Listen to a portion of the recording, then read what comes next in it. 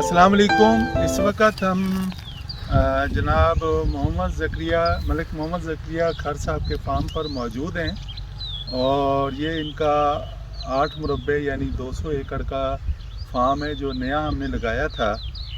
20 के ऊपर जो है वो मैंगो के प्लांट्स थे, तकरीबन 108 प्लांट। अब इसमें मज़ीद 108 प्लांट जो है हम ऐड करेंगे पर एकड़, और इस तरीके से हमारे पास जो है तकरीबन 22,000 पौधा जो है मज़ीद यहाँ पर हम लगाने जा रहे हैं। ये कुछ कोहरे से मुतासर हुए थे पौधे और ये पौधा भी कोहरे से मुतासर हुआ था। अब ये नई इसकी फ्लैशेस निकलनी शुरू हो गई हैं और नई फ्लैशेस के साथ साथ जो है हमने इसकी कटाई कर दी है। कटाई का वही तरीका था कि जो साथ सब्ज़ शाख के साथ हमने जो है वो कटिंग करनी है। अगर सिर्फ सूखी शाख को रिमूव करेंगे तो वो फिर हमारा एक डेड एंड बन जाएगा, वो हमने नहीं बनाना। जो कोहरे की सोख होती है और जो वैसे पौधा बीमार होता है उसमें बहुत ज़मीन आसमान का फ़र्क है। तो इसलिए जो कोहरे की वजह से पौधा सूखता है तो उसको बीमारी की वजह से जो पौधा सूख रहा होता है उसके साथ हम कंपेयर नहीं कर सकते। इसलिए कोहरे की जब भी आपने कटिंग करनी है तो आपने इंतज़ार करना है कि पौधा जो है वो नई फ्लैशेस लेनी शुरू कर दे, नई फोट लेनी शुरू कर दे। जब नए पत्ते आ जाएं और वाज़ेह तौर पे आपको पत्ते नज़र आ रहे हों तो उसके बाद जो है ना फिर आपने कटिंग करनी है। कटिंग करने का मैंने एक पिछली वीडियो में भी बताया है कि किस तरीके से इसको कटिंग करना है, तो आज फिर आपको बता रहे हैं कि आपने जो है वो जो ग्रीन पोर्शन है उसको साथ मिला के और कटिंग करनी है।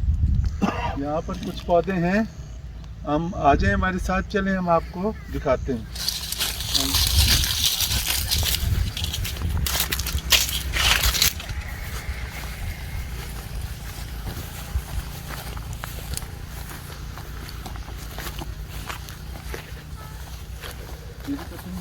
जी कटिंग ये कटिंग तो इसकी तकरीबन हो चुकी है। आपको सिर्फ ये दिखाना है कि इसके हमने जो ग्रीन पोर्शन है उसको ज़रूर मद्देनज़र रखना है और फिर हमने इसकी कटिंग करनी है। इसी तरीके से ये बिल्कुल सही कटा हुआ है, लेकिन ये क्योंकि यहाँ पे ये एंड हो रहा है तो इसको हम यहाँ से इस तरीके से काट देंगे।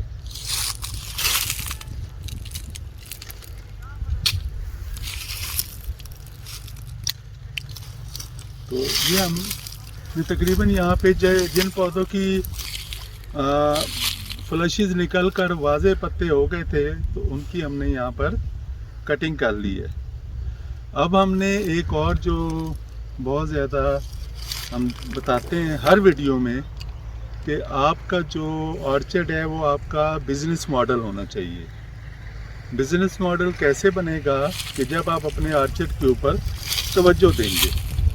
तवज्जो कैसे देंगे? जब आपने प्लांटेशन करनी है तो आपने ये जहन में रखना है कि आपका जो कमर्शियल एस्पेक्ट है वो मिस ना हो। मैंगो जो है ना वो कमर्शियल एंटिटी है और कमर्शियल एस्पेक्ट के साथ ही उसको जहन में रख के जो है ना आपने अपने ऑर्चर्ड को जो है ना वो उसकी प्लांटेशन करनी है। कमर्शियल एस्पेक्ट क्या है कि आपने वैरायटी सिर्फ वो सिलेक्ट करनी है जिनकी कमर्शियल वैल्यू है, जैसे सिंदड़ी है, सफ़ेद चौंसा है, अजीम चौंसा है और जनाब गोल्ड है और किसी हद तक जो है वो 12 नंबर रटोल है। तो उसके अलावा कोई भी वैरायटी आप अपने शौक़ के लिए करना चाह रहे हैं तो उस शौक़ को जो है ना एक साइड पे रख दें।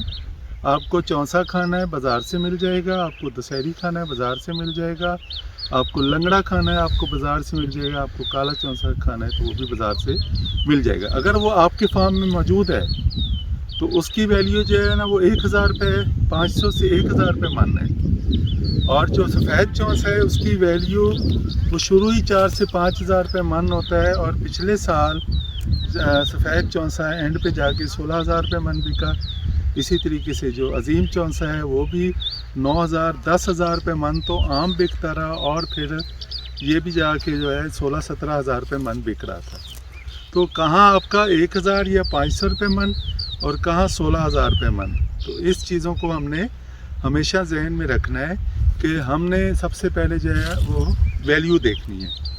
इसी तरीके से आज भी जो ठेके हैं वो 1.5 लाख, 2.25 लाख और कुछ इलाकों में 2 लाख रुपए भी है ज़मीन का क्रॉप के लिए। तो उसको अगर हम मद्देनज़र रखें तो फिर हमें बाग हमारे पास होना ही नहीं चाहिए। लेकिन बाग जो है ना हमेशा क्रॉप से ज़्यादा आपको देता है। तो बाग जो है सिर्फ समझदारी से लगाना है। आपने किन्नू को लगाना चाह रहे हैं उसको अलहदा लगाएं, मैंगो लगाना चाह रहे हैं उसको अलहदा लगाएं, दोनों को अलहदा कराएं। इंटर क्रॉपिंग किसी सूरत में ना करें। किसी भी क्रॉप को, किसी भी बाग की जो भी आप लगाना चाह रहे हैं उसकी अलहदा अलहदा ब्लॉक बनाएं या अलहदा अलहदा एकड़ में लगाएं। तो बाग की वैल्यू, अगर ज़मीन की वैल्यू आपकी 2 लाख है तो बाग की वैल्यू 4 लाख है। ज़मीन की वैल्यू 4 लाख है तो बाग की वैल्यू 8 लाख है। लेकिन वैल्यू कैसे बनेगी वो मैंने आपको सारा तरीक़ाकार बता दिया। तो मुझे यहाँ से ज़करिया खर फार्म से इजाज़त दें। इंशाल्लाह अगली वीडियो में फिर मिलेंगे। मेरे साथ मैनेजर हैं बशीर साहब, माशाल्लाह ये काफ़ी तवज्जो से, समझदारी से चीज़ों को समझ भी रहे हैं और अब काम जो है हमने नए सिस्टम के तहत शुरू कर दिया है। तो इंशाल्लाह हम इस आर्चर्ड को बेहतर करेंगे। नो डाउट कोहरे की वजह से काफ़ी डैमेज हुआ है, लेकिन ये ही हमारे लिए एक वे फारवर्ड होगा कि हमने फ्यूचर में अपने सिस्टम को, अपने निज़ाम को कैसे बेहतर करना है। Thank you very much. खुदा हाफिज़।